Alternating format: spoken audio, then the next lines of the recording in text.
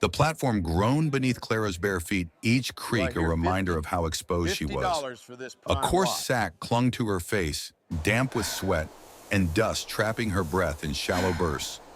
Her wrists bound with barn rope, just below the heavy swell of her belly throbbed with every faint movement.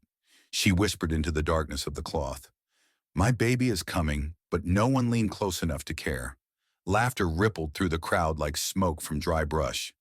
Voices cut sharp, use goods, someone sneered. Early delivery, another mocked. A boy's nervous shout cracked through the noise. She don't look worth much, uncle, earning only a chuckle of agreement. Clara's knees wavered the boards beneath her, feeling less like a stage than gallows. At least she thought dimly hangings were quick. This was worse, slow, public, and sanctioned by law. The auctioneer's voice rumbled from behind her, never beside her coward's place. Next up, one temperamental widow, 9 months and near done. Strong hips, strong lungs, plenty of experience. Property of the Callahans. Each word fell like stones into her chest. A smatter of claps, a whistle. She turned her head beneath the sack, but there was no light, no escape. Inside her womb, life shifted an elbow against her ribs, a reminder that even here she carried something worth more than their jeers. Yet the law named her nothing, no dowry, no dignity, no voice. And the crowd leaned forward, eager to decide her worth. The platform trembled again, this time beneath the hard leather stride of Obadiah Callahan. His boots struck sharp against the wood, the sound meant to remind Clara and the crowd that he belonged here and she did not. The acrid smell of his pipe smoke drifted forward, bitter and cloying, turning her stomach, as it always had long before pregnancy. Tell them why you're here, Tempe. He drawled, his voice false sweet, a poisoned honey, poured loud enough for every ear in Wyatt's Crossing. He savored the silence that followed his favorite weapon. Tell them how you tried to cling to my brother's land. Tell them how you refused to marry proper again, and how you've disgraced us with your laziness. The sack over Clara's face clung tighter with every breath, turning her shame into a humid prison. She said nothing. Her silence had always enraged him, and today was no different. She could feel his presence step closer, almost daring to rip the sack away, to expose her face like a public brand of shame. But he did not. No, Obadiah preferred her faceless. It made her easier to manage, easier to sell. Around them, whispers thickened. Some women she once knew muttered about her condition, questioning the baby's very right to exist. Salt once borrowed, tea once shared, all forgotten now. The accusations fell heavy, and Clara, nameless and bound, became spectacle, her dignity stripped by her brother-in-law's words. How far along is she? Someone barked from the throng, as though Clara were livestock to be inspected. 8.5 months, Obadiah shot back with a smirk, then added cruelly, though she's always been dramatic. Laughter rippled, thin and sharp as barbed wire. Even the women, the ones who once borrowed her salt or sat in her kitchen for tea, did not defend her now. Their voices joined the murmur, dissecting not her courage but her unborn child. Will the nose look right? One whispered. Does the baby even belong? Said another.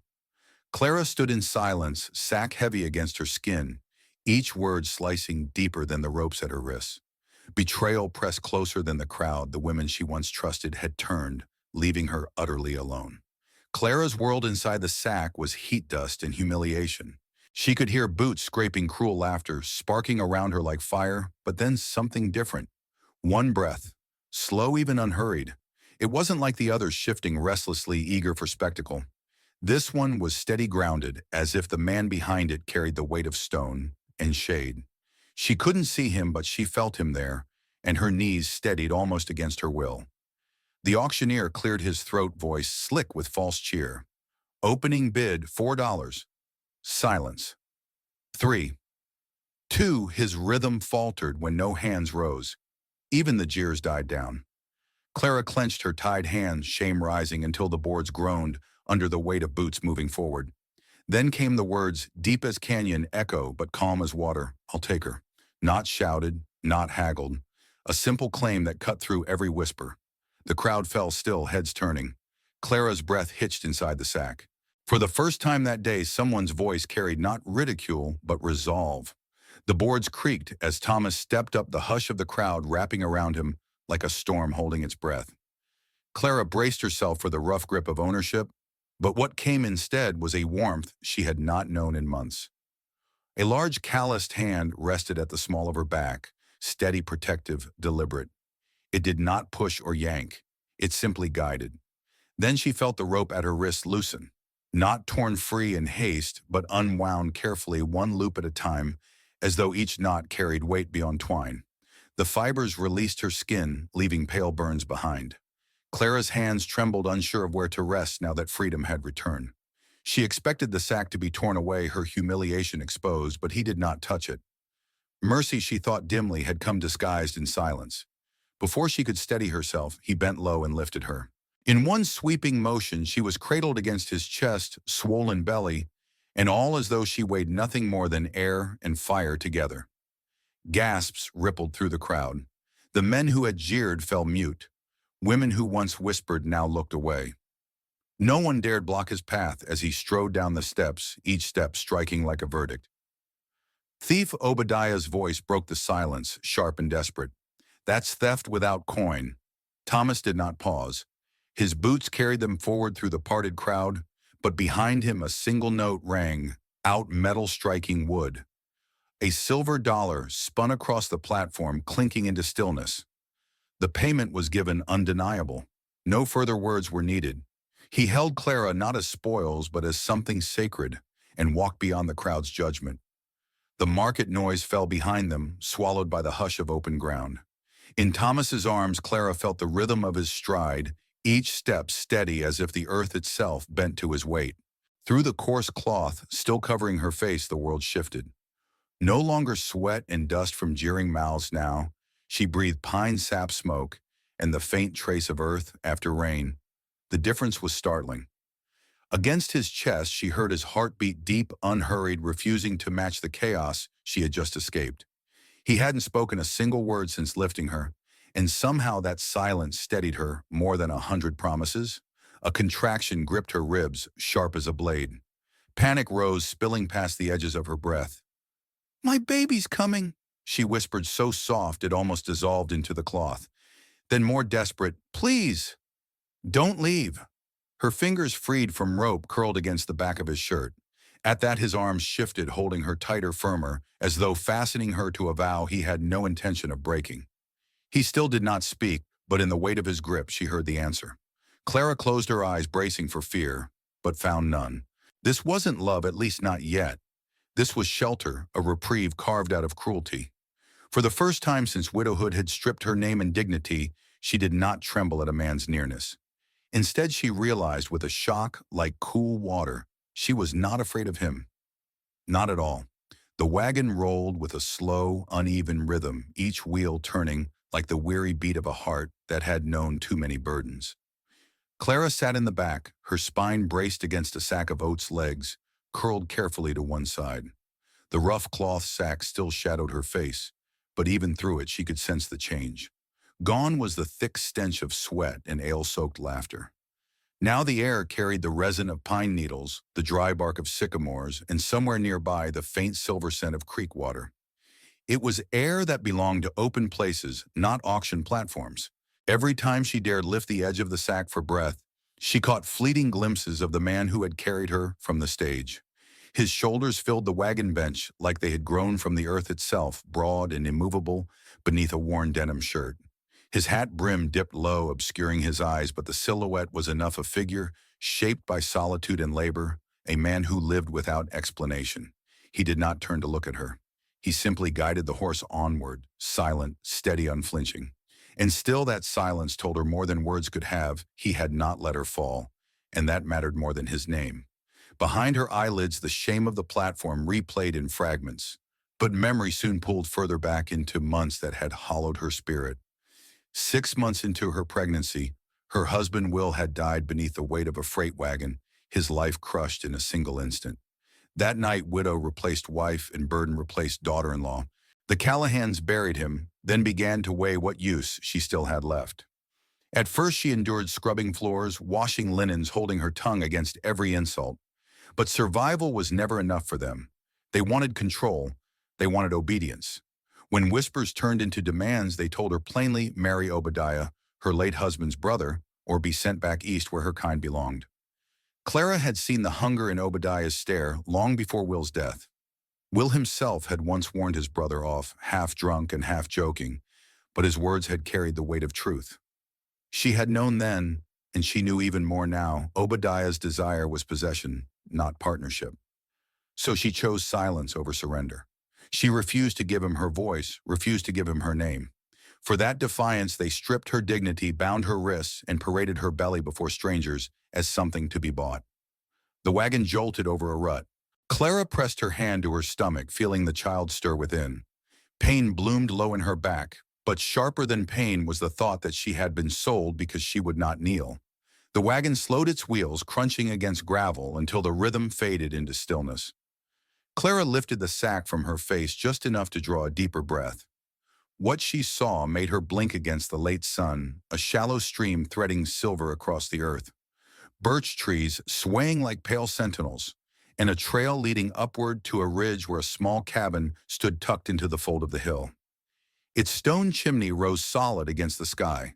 A shutter hung slightly askew, and weathered boards bore the scars of years, but it looked more like shelter than any place she had known in months. The man finally looked at her. For the first time she saw his face, brown eyes, steady but unassuming, weathered cheekbones marked by labor, and a beard that softened the stern line of his jaw. He was not the sort of man the Callahans would have called handsome, but his presence was real, free of pretense, free of demand. When he offered his hand, it was not command, but care. Clara hesitated, then slid her palm into his. The skin was rough, calloused, yet the pressure was gentle. A fresh wave of pain caught her low in her back, and she faltered. His arm moved instantly around her waist, not possessive, simply enough to steady her. For the first time in too long, she let herself lean just for a step, just until the ache passed. He guided her across the dirt toward the cabin where dust floated golden in the shafts of late light. Inside was sparse stripped of ornament, but not of dignity. A single bed was laid neatly with a wool blanket. A rocker waited near the hearth. On one narrow shelf sat a cracked Bible, its spine worn from use, and above the door a rusted horseshoe clung like a ward against storms. He set down a folded towel, brought her a ladle of water from a barrel, and then stood in the doorway with the same stillness he had carried since the auction. He asked no questions. He made no speeches. Yet everything he placed within her reach, watercloth space, to breathe, spoke louder than pity ever could. The cabin's air was still heavy with the quiet that comes after long humiliation. Clara sat on the wool blanket, fingers trembling against the cup of water. The man had not demanded thanks, had not looked at her like a possession. Instead, he stood in the doorway, waiting as if even her name had to be given freely. "You going to tell me your name?" He asked at last, his voice deep but gentle, steady, like the ground after storm. She swallowed and forced the syllables through dry lips. Clara. The sound startled her, as if reminding the world she still existed. He inclined his head, accepting it without judgment. After a pause, she gathered the nerve. "And you, Thomas," he replied. The name carried no titles, no claim, just presence. Her throat tightened. Why did you do it? Why take me away?" For the first time, his gaze held hers, fully unflinching. His words were few, each one carved in stone. "Because you asked to be seen." Clara lowered her eyes and tears stung because she finally had been. When Clara finally lifted her eyes, Thomas was no longer watching her with that steady weight. He had moved quietly as he always did, setting a small loaf of coarse bread on the table beside her, and next to it a jar of honey that caught the fading light like amber. He didn't speak, didn't ask her to eat, didn't wait for gratitude. He simply left them there, as if such provisions were her right, not a debt she owed. Then he turned and stepped outside the door, closing with a hush instead of a slam. For a long moment, Clara just stared. Every room of her past had been filled with commands, judgments, and the scratch of sermons telling her what she must endure. Here there was only the soft presence of food left without demand. With shaking hands, she reached to untie the last knot of rope, still biting at her wrist. The frayed loop fell away onto the blanket like a skin she no longer needed. She pressed her freed hand over her swollen belly, feeling the quiet shift of life inside, and then broke off a piece of bread. The crust was rough, the taste simple, yet it felt like a feast because she hadn't needed to beg. The honey dripped golden onto her fingers, sweet and strange against the salt of her tears. For the first time in months, she ate not as a servant, snatching scraps, but as a woman allowed to answer her own hunger. The thought alone made her weep softly, but these tears were different, lighter, almost clean. The sun lowered through the cabin window, turning the dust motes into drifting sparks. Clara leaned back, chewing slowly, and let herself breathe. The silence seemed merciful, but it did not last. From somewhere beyond the trees came a sharp cry slicing through the calm. A hawk high above screamed once, a sound too precise, too sudden. Clara froze, bread still in hand. She moved carefully to the doorway, pushing it open. In the yard, Thomas worked steadily at splitting wood, his back broad and unbothered, each stroke measured. But beyond him, farther down the slope behind the ridge, Clara's eyes caught movement. Three dark figures on horseback, still as carved stone, watching, waiting. Her throat tightened. They hadn't come to bargain. They hadn't come for mercy. They had come to take. The cabin did not tick. That was the first thing Clara noticed as dawn unfurled across the ridge. There was no clock marking the hours with stern reminders, no pendulum swinging like judgment. Time in Thomas's home moved differently, measured not in minutes or scoldings, but in the hush of wind slipping through the shutters and the way fire deepened or cooled on the hearthstones. That silence was unnerving at first, then strangely gentle, like being unshackled from chains she hadn't known were crushing her. Each morning, Thomas left small tokens of consideration. A fresh basin of warm water placed where she could reach without strain. A folded cloth, still faintly scented with soap. He did not announce these gestures, nor expect acknowledgement. They simply appeared proof that someone thought of her needs before she had to voice them. Clara washed her face slowly, the cloth against her skin, reminding her she was still alive, still human. When she lowered her gaze, she caught sight of faint rope burns around her wrists, angry welts, pale and soft, yet undeniable. The marks stung, but they also testified, I am real. I endured. I was not erased. Later, she stepped outside into the sunlight. Thomas was already at work, hammering a new board to the coop. His movements were steady, deliberate, without wasted energy. She watched his hands, one strong and whole, the other twisted, shiny with scar tissue. The burned hand moved differently, yet in perfect coordination with the other, as if pain had long ago taught him a rhythm that did not falter. Clara found herself asking before she could stop, "You ever had someone stay here before he didn't look up?" No. The word was simple, flat, not bitter, just final. Why not? She pressed, shifting on the rocker that creaked under her weight. A pause stretched, then he said quietly, "Didn't need to." The words settled heavy in her chest.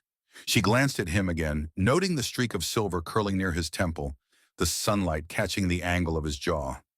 He was half in light, half in shadow, like a man divided between solitude and some unspoken calling. Her baby fluttered inside, nudging her ribs. She steadied herself and asked softly, "You could have left me there." Thomas finally set the hammer down and straightened his spine. His gaze met hers, calm and unwavering. "You were standing with a sack over your face and rope around your hands. Leaving wasn't your sin." Clara turned away quickly, blinking against the sudden sting of tears. Shame had always been twisted into her skin. Shame for needing, for surviving, for not being what others demanded. His words cracked something open, the recognition that her degradation had been forced, not chosen. Inside a draft stirred the pages of the cracked Bible on the shelf, one leaf drifting loose and landing on the floor. Clara would notice it later, but in that moment her eyes were still locked on Thomas. He carried silence like a shield, but when he finally crossed the porch to bring her tea, his gentleness spoke louder than sermons. He set the cup down with the care of a man who knew what hot things could do to bare skin. Her gaze shifted toward his scarred hand. The skin there was puckered, shiny, almost melted in places. She hesitated, then asked, "Was it fire?" He stood following her eyes. For a moment he said nothing, the air thick with memory. At last he nodded. "Barn accident. Long time ago." "Yours?" She pressed, voice low as if fearing she had pried too far. He shook his head. "Someone else's? And you got him out." Thomas didn't deny it. He just took a slow sip from his cup and leaned back against the porch beam, his shadow stretching long in the late sun. The burned hand rested easily on his knee, no shame in its ruined skin. Finally he spoke, voice deep and steady, each word weighted with truth. Some things are worth the burn. The phrase lodged in Clara's chest as sharp and steady as the heartbeat inside her. She had been told she was a burden, a disgrace, a mouth too many to feed. Yet here was a man marked by fire who believed certain acts, certain lives were worth scars. For the first time she wondered if she and her child could be among them. The silence returned, but it no longer felt empty. It felt like soil freshly turned where something might take root. The morning settled over the cabin with a strange gentleness, the kind Clara had nearly forgotten existed. She sat near the window, her swollen ankles propped on a stool, a damp cloth cooling the heat at her neck. The lace curtain, a strip of old linen tacked above the sill, shifted in the breeze. Thomas had put it there without fanfare after noticing her squint against the glare of early sunlight. He had not asked, had not announced the gesture. He had simply done. That was his way. It was the same with the water barrel. Each dawn before she stirred, it was checked, replenished if needed. She never heard the splash of the bucket or the creak of the handle. She only knew that when she dipped a ladle, there was always water. And every morning without fail, a loaf of bread appeared on the table beside a jar of honey, unasked, unspoken, steady as the rising sun. In her old life, she had been made to plead for scraps, to beg for what should have been hers by right.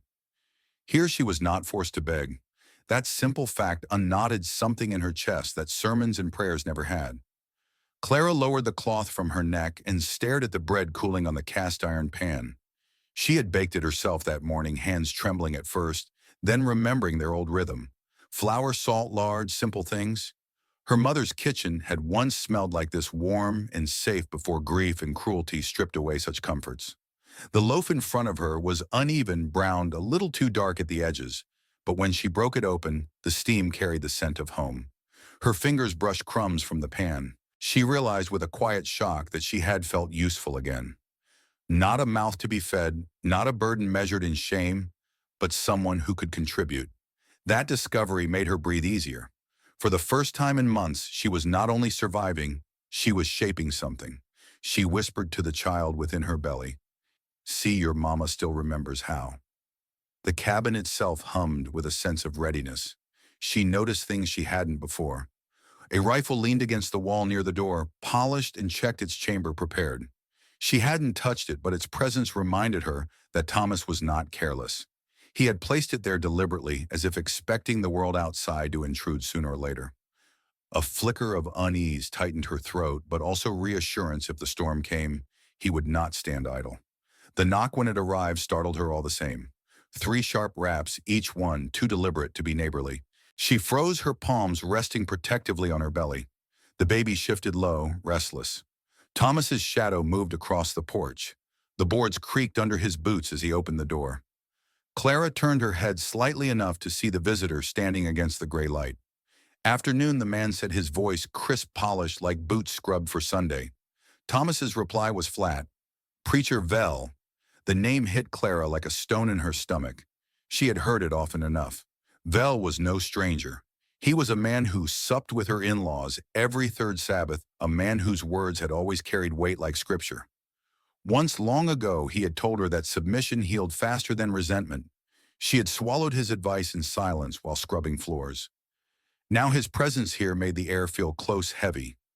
She rose slowly from her chair, one hand braced on the table, the other on her belly. She stepped into the preacher's sightline. His eyes flickered at the vision of her, not bound, not covered by a sack, but standing in a home fed, and dressed cheeks tinged with color rather than dust. His mouth thinned displeasure, spreading across his features like ink. "You're with child," he said unnecessarily, as though her condition were a crime. "I was with child when they dragged me to market," Clara answered. Her voice trembled but did not break. The preacher's gaze hardened. "Your in-laws claim the child may be kin. By law, the matter is theirs to oversee." Thomas shifted forward, broad shoulders filling the doorway. "She ain't yours to worry about." His tone was even, but the finality in it carried more weight than a shouted threat. Vel cleared his throat, adjusting the set of his collar. "You must know how this appears. A woman alone with a man unmarried in a house not sanctioned by vows or family blessing. You're giving this town reason to whisper." Clara steadied herself against the doorframe. Her breath hitched once, then she found her voice. "Let them whisper. I've been quiet too long. The preacher flinched as if struck. Outside, the breeze rustled birch leaves, carrying the faint tang of rain. The silence that followed felt louder than any sermon Vel had ever preached. His eyes narrowed, but he stepped back, boots crunching on gravel. "I'll report this," he muttered. "Do that," Thomas said calmly, and shut the door with a finality that rattled the frame. Inside, Clara sagged onto the rocker, trembling, her heart hammering. Yet in that silence, something steadier than fear took root. She had not begged, had not apologized. She had stood. And Thomas, like the water barrel, like the bread, like the rifle waiting by the door, was there not to command but to guard. The preacher lingered on the porch, his polished shoes damp from the soft rain, his expression a mixture of pity and censure. He adjusted his collar as though straightening the very law itself. His words came sharp, laced with righteousness. "You may think yourself her protector, Thomas, but you are giving the town reason to doubt her honor and yours. A woman housed without vows, without sanction, is a scandal waiting to consume you both." Thomas didn't shift an inch. His frame filled the doorway. Broad shoulders braced against the dim light behind him. "This land is mine," he said evenly. "The cabin, the fence lines the soil under these boots. It belongs to me. No judge, no preacher, no Callahan can claim it otherwise.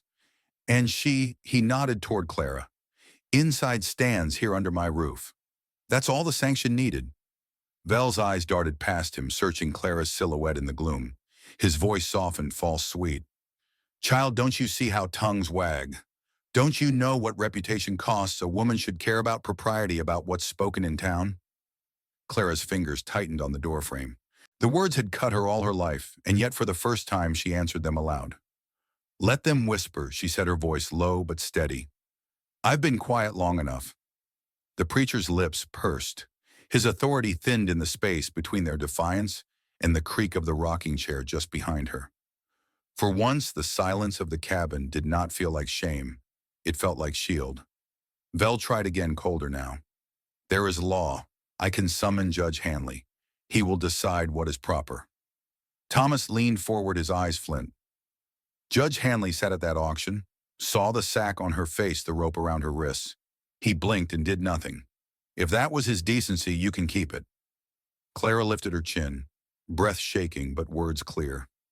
"Decency left the moment they covered my face with a sack and priced my child like cattle." "Don't speak of it to me now," the preacher faltered. His boots scuffed as he stepped back, the sermon gone from his throat. When the door closed on the preacher's retreating figure, the air inside the cabin shifted. The storm outside still pressed against the shutters, but within the room something softened, fragile yet certain.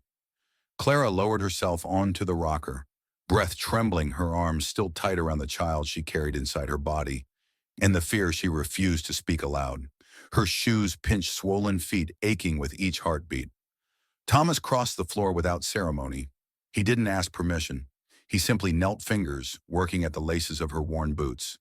One shoe slipped free, then the other, his hands rough yet careful, as if even swollen ankles deserved reverence.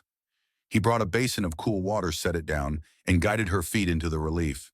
The sigh escaped her before she could stop it. Shoulders dropped. A weight she had not noticed released, as though the simple act of care unraveled the knots wound tight since the auction block. She looked at him, voice almost a confession. "I ain't been good at asking," she admitted. "It's been beaten out of me, mostly."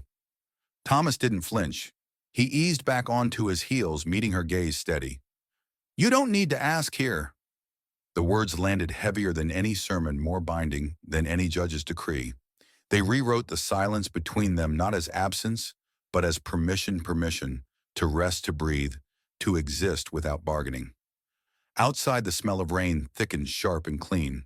From the table, Clara noticed again the quiet miracle, a plate of bread, another jar of honey. She had not seen him place it there, and he gave no explanation.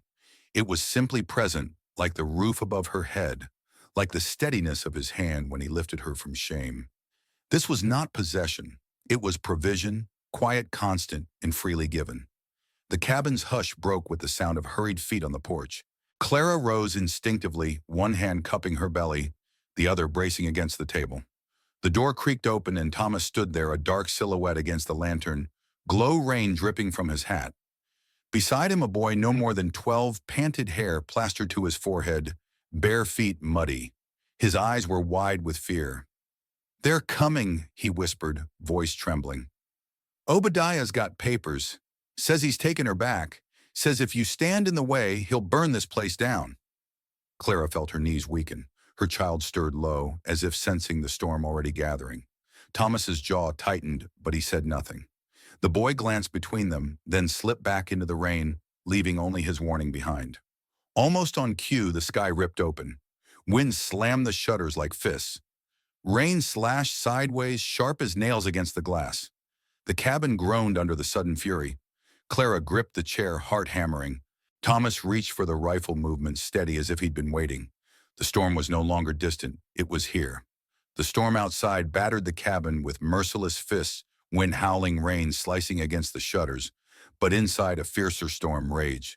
Clara was on her hands and knees beside the bed, sweat dripping down her temples, her breath ragged and shallow. Every contraction tore through her body like lightning, splitting the sky. Thomas was already kneeling at her side. His sleeves were rolled to the elbow, his hair damp from hauling in firewood, but his voice was steady, low, and sure. "Breathe, Clara. In and out. You've made it through worse." He fetched a basin of water he had already boiled, laid clean cloths within reach, and propped pillows to support her back. Every movement was deliberate, careful, as though he had prepared for this moment in silence, long before it came. Clara cried out, clutching the quilt, her body trembling. "I can't," she gasped. "You already are," Thomas said, gently pressing a cool cloth against her brow. His scarred hand, once marred by fire, moved with surprising tenderness. "Let her come." Time dissolved. Clara felt suspended between worlds, between the broken woman they tried to auction away and the mother fighting to bring life into existence. Her screams mingled with the thunder outside each contraction, pushing her further into that terrifying, necessary threshold. Then suddenly, unbearably, the cabin fell silent. Clara's heart lurched. Thomas held a tiny bundle in his hands, eyes wide but steady. No cry came. Panic surged through her chest like floodwater. "No, please don't," she whispered, voice breaking. Thomas didn't hesitate. He rubbed the infant's back with firm, practiced strokes. His jaw clenched, his body a wall against despair. Another stroke, then another. For a breathless moment, the storm outside was nothing compared to the storm inside Clara's heart. And then, like a spark in the darkness, the baby wailed, high, fierce, alive. Clara collapsed back onto the pillows, tears flooding her eyes, relief shaking her to the core. Thomas's voice cracked as he whispered, "She's here. She's real." Clara gathered the child into her trembling arms, thunder rolling above. For the first time, the storm sounded less like fury and more like triumph. The storm still rattled against the shutters, but inside the cabin, another sound reigned, soft, insistent, undeniable. The newborn's cry. Clara clutched her daughter to her chest, tears streaking down her face, laughter breaking through sobs. The warmth of the child's tiny body in her arms felt like proof that hope had not abandoned her. Thomas sat beside her, his shirt soaked with rain and sweat, his scarred hand trembling slightly as he steadied the cloth around the baby. For all his sighs and silence, there was something in his eyes she had never seen before, a raw reverence, as if he were looking at something too sacred to touch. Clara lifted her gaze to him. He cleared his throat, voice rough. "I was thinking her name should be Mercy." She blinked, startled. "Mercy? Why?" His jaw tightened, then loosened as he answered, almost shy. "Because that's what you gave me." The words struck her deeper than any sermon or promise. Mercy, the very thing the world had denied her, what Obadiah had mocked, what the crowd at the auction had stripped from her. And yet here in the quiet aftermath of pain and storm, Thomas named it aloud, placing it in her hands like an offering. Clara kissed her daughter's forehead, whispering through tears, "Mercy it is." The baby's cry softened as if sealing the vow. Thomas bowed his head slightly as though in prayer, his silence a kind of worship. In that moment, reverence filled the room stronger than the storm itself. The hush of the newborn's breathing was broken by the thunder of hooves tearing into wet ground. Clara's body tensed around the tiny bundle in her arms. She clutched Mercy close, her heart hammering, as rough voices called out from the dark, "You've got something that belongs to me." Bring her out, the woman and the child. Thomas stepped out onto the porch, rifle low but steady. Rain sheeted down his broad shoulders, dripping from the brim of his hat. He did not raise his voice, but every word carried like iron in the storm. She belongs to no one. From the shadows, Obadiah spat back, voice oily with confidence. We got papers, a judge, men sworn to their Bibles. Law says she's ours. Thomas's stance did not waver. I've got bullets, he answered flatly. The silence that followed was heavier than thunder. Obadiah's men laughed, mocking, circling the clearing like wolves. You think you can stop us? Thomas's reply came not in words but in action. He lifted his rifle sighting, not at flesh, but at fire.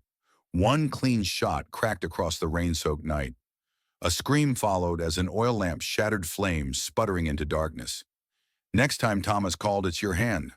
The sudden sharpness of his warning sent ripples of unease through the gathered men.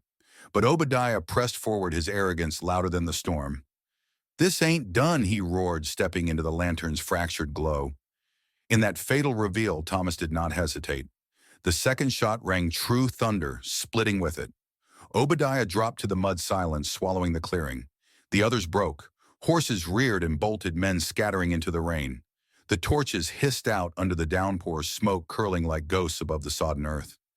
Inside, Clara pressed her lips to Mercy's crown, trembling not from fear, but from awe. Outside, Thomas stood like stone, rifle lowered now, storm-drenched yet unbroken.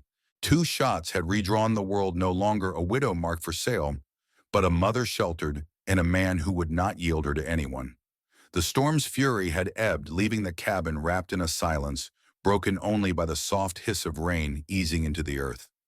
Inside, Clara sat on the floor with Mercy curled against her chest, the newborn's breast fragile yet steady. Her tears came slow, not from terror anymore, but from release, like chains falling loose after years of weight. Her voice trembled as she looked at the lifeless shadows beyond the porch. He was never coming for me, she whispered. Obadiah just didn't want me to have anything left. The truth cut deep, sharper than any rope burn or whispered insult. It was never about her belonging to someone, it was about denying her the right to belong to herself. Thomas crouched beside her, water dripping from his hair rifle now laid aside. He didn't argue. He didn't try to soothe with empty promises. Instead, his calloused hand reached out steady and sure to brush against Mercy's tiny foot. The baby kicked once, a fragile sign of life answering life. His voice was low, almost rough from rain and smoke, but it carried the weight of a vow. Now you got everything. The words sank deep. Clara pressed her lips to her daughter's crown and finally believed it. For the first time in her long, battered journey, everything wasn't something torn away. It was here, alive, breathing softly in her arms.